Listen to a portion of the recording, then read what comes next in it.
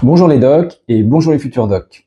Je voudrais revenir sur une phrase que j'ai dite dans un podcast avec Mathieu Cantet.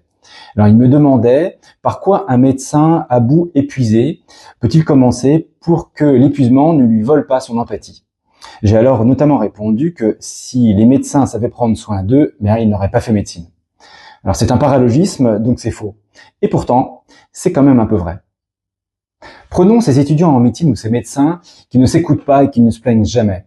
Ils semblent ne pas ressentir la fatigue, au point qu'on se demande s'ils sont faits comme tout le monde. Étaient-ils comme ça avant de faire médecine? Pour certains, oui.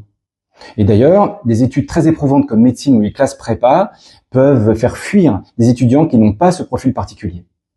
Et les autres alors, ceux qui n'ont pas ce profil et qui vont quand même en médecine et qui arrivent à passer le barrage de la première année, eh bien je pense que certains d'entre eux vont devenir comme ça plus ou moins rapidement, dès la première année ou dans les 10 années qui suivent. Et pourquoi? Eh bien parce que les études de médecine ne réunissent pas les conditions pour que les étudiants apprennent à prendre soin d'eux.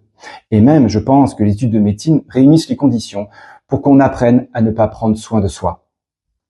C'est avant tout lié au fait que les études de médecine sont vraiment très difficiles et très éprouvantes. Quoi d'autre?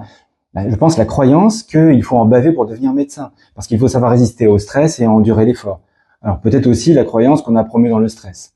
Et puis il y a le mythe encore bien vivace de l'invulnérabilité des médecins et ce qui va avec la puissante honte de l'épuisement et du burn-out chez les médecins. Tout ceci crée les conditions idéales pour apprendre à s'oublier, à ne pas prêter attention à soi et à se couper de ses émotions. Alors c'est vraiment très efficace pour ne pas sentir sa souffrance et son épuisement, mais ça empêche de prendre du recul et de sentir sa propre limite. Voilà pourquoi je pense que les études de médecine peuvent nous apprendre à devenir des médecins qui ne savent pas prendre soin d'eux-mêmes. Bon, et alors, vous pourriez me dire?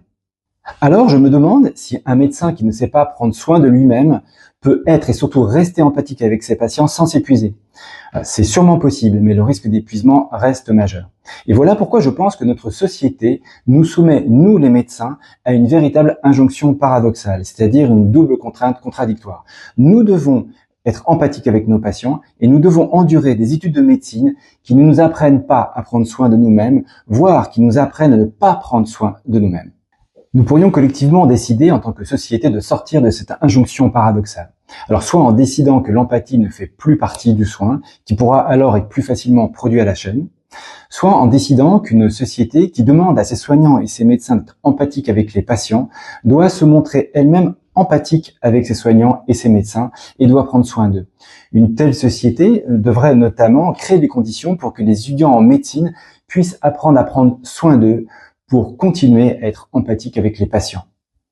Alors je sais très bien que cela pourra sembler naïf, que c'est plus facile à dire qu'à faire, mais je pense pourtant que c'est un vrai choix de société.